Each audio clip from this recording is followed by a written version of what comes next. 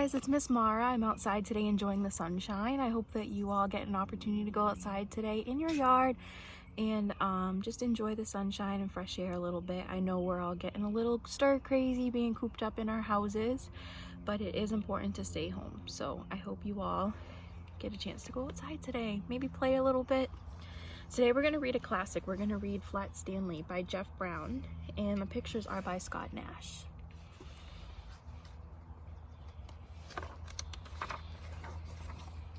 Hey, come and look! Arthur Lambchop called from the bedroom he shared with his brother Stanley. Mr. and Mrs. Lambchop cared greatly for politeness and correct speech.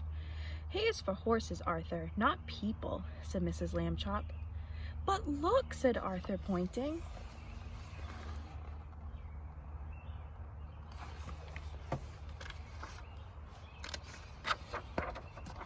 Across Stanley's bed lay the enormous bulletin board. It had fallen on Stanley during the night. Mr. and Mrs. Lambchop hurried to lift it from the bed, but Stanley wasn't hurt. What's going on here? He said cheerfully, sitting up.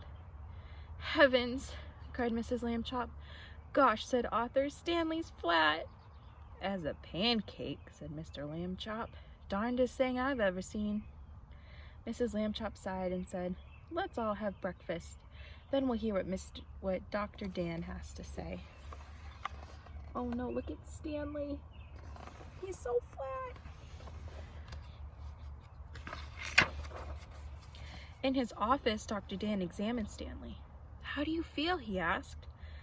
I felt sort of tickly after I got up, said Stanley, but I feel fine now. Well, that's mostly how it is with these cases, said Dr. Dan. The nurses took Stanley's measurements. He was 4 feet tall, about 1 foot wide, and 1/2 inch thick. That means Stanley was only like this thick. Can you imagine your body being that thick? That's wild. That is bananas. Oh my goodness.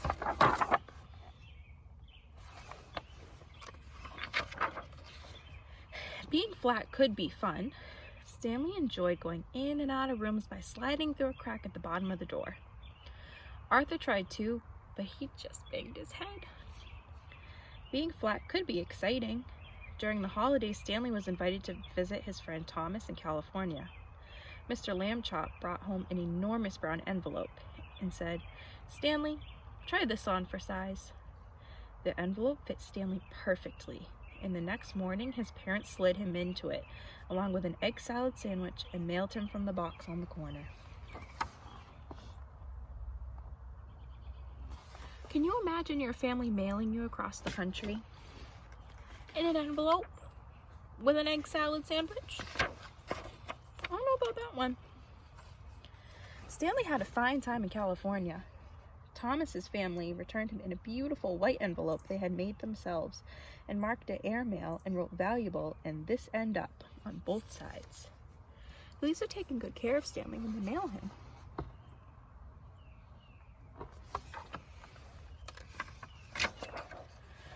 In the park one Sunday afternoon, Stanley and Arthur watched some boys flying big kites. Someday, Arthur said, I would like to have a big kite. You can fly me, Arthur, Stanley said. Come on. He gave Arthur a spool of string and attached the string to himself. Then he ran across the grass to catch the wind. Up, up, up went Stanley. Arthur let out all the string, and Stanley soared high above the trees. Everyone stood still to watch.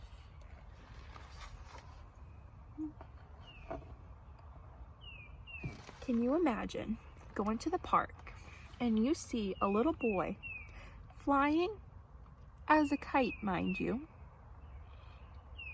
I would say that's a pretty wacky day.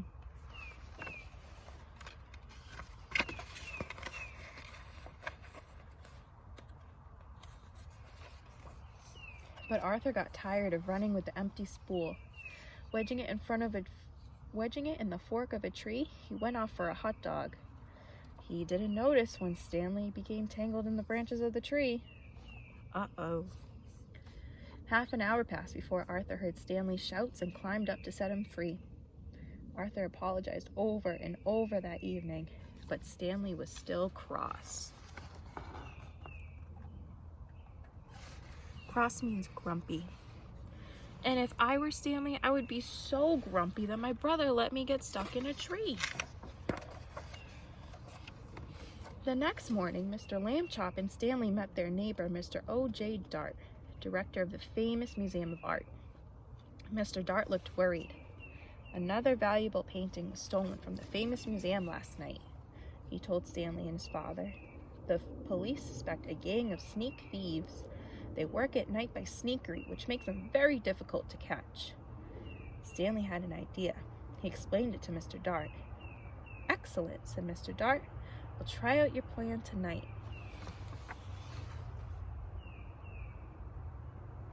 So right now, I want you all to pause and I want you to make a prediction. What do you think Stanley could have said to Mr. Dart? What do you think could be his plan to catch the sneaky thieves in the museum? Stanley's flat. He can fit under doors. He can fit in giant envelopes. So how is Stanley going to help Mr. Dart? Think about it. That evening in the main hall of the museum, Mr. Dart showed Stanley the most expensive painting in the world. Next to it was an empty picture frame. And now, Stanley, said Mr. Dart, it's time for your disguise. Stanley showed Mr. Dart the disguise he had brought. This is a really good one, my cowboy hat and red bandana. I'm sorry, Mr. Dart said, but we don't have cowboy pictures here. You must wear the disguise I have chosen. Stanley could hardly speak when he saw Mr. Dart's disguise. I'll look like a girl, he protested. But Stanley was a good sport, so he put it on.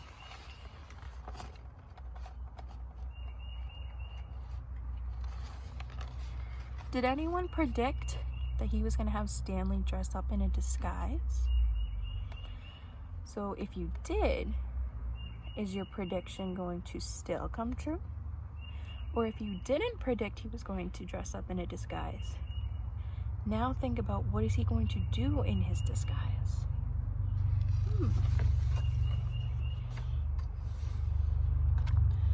I'm going to predict he's going to stand against a painting.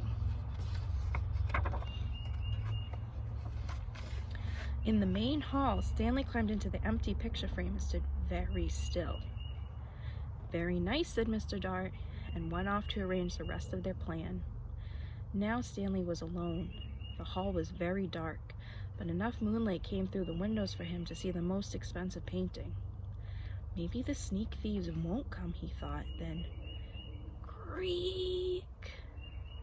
A glow of yellow light shone suddenly in the center of the hall. A trap door had opened in the floor. The sneak thieves carrying lanterns came into the hall.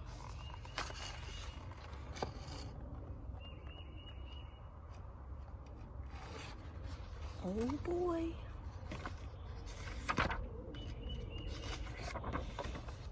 The thieves took the world's most expensive painting off the wall. This is it, Max, said the first thief, whose name was Luther. In all of this great city, there's no one to suspect us. Then Luther saw Stanley in his frame. I thought sheep girls were supposed to smile, Max, he said. This one looks scared. Uh-oh, they're catching on to Stanley. Stanley managed a tiny smile.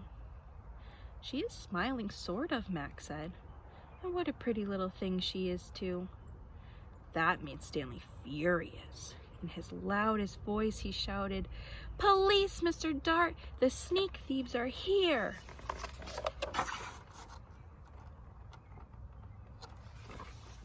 Oh boy. Max, Luther whispered, I think I heard the sheep girl yell. Oh boy, yelling pictures. We both need a rest, Max whispered back. You'll get a rest all right, shouted Mr. Dart, rushing in with lots of policemen. You'll get arrested, that's what. The sneak thieves were quickly handcuffed and led away to jail. The next morning, Stanley Lambchop got a medal from the chief of police. The day after that, his picture was in all the newspapers.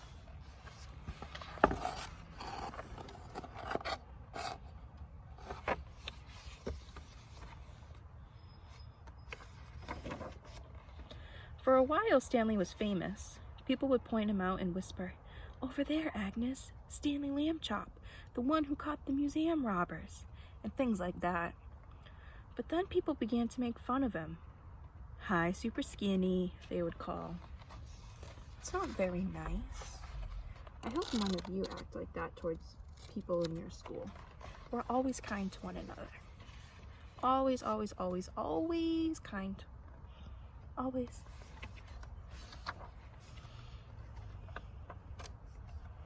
Oh my goodness, I can't turn the page.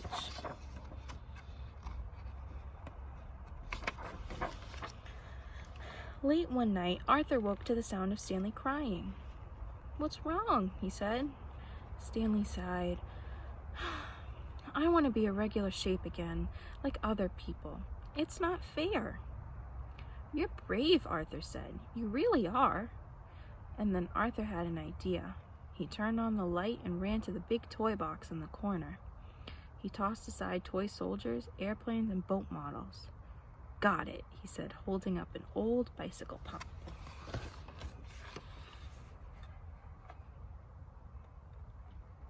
So it looks like Arthur's going to try to blow Stanley up with the bicycle pump.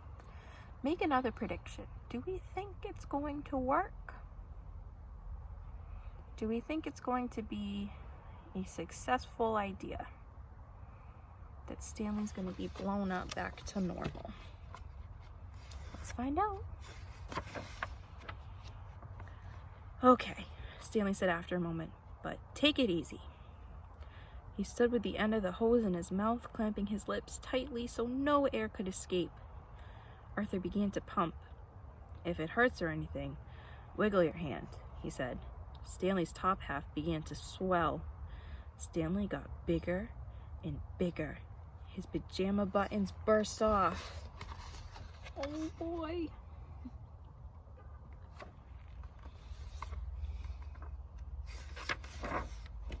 Soon he was all rounded out except for his right foot. He shook the foot twice and it swelled to match the other one. There stood Stanley Lambchop as if he had never been flat at all. "Thank you, Arthur," Stanley said. "Thank you very much." Mr. and Mrs. Lambchop came in to see what the boys were up to so late at night. "George," said Mrs. Lambchop, "Stanley's round again." "I'm the one who did it," Arthur said. "I blew him up." Mrs. Lambchop made hot chocolate to celebrate, and several toasts were drunk to Arthur for his cleverness. When the little party was over, Mr. and Mrs. Lambchop tucked the brothers back into bed and turned out the light. "Good night," they said. "Good night," said Stanley and Arthur. Very soon, all the Lambchops were asleep.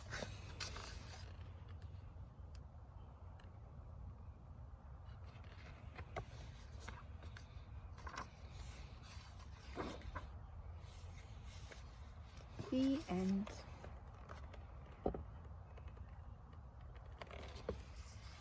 So, my friends, because I know a lot of your teachers like to do a fun activity with Flat Stanley, I don't know if they've done it yet this year.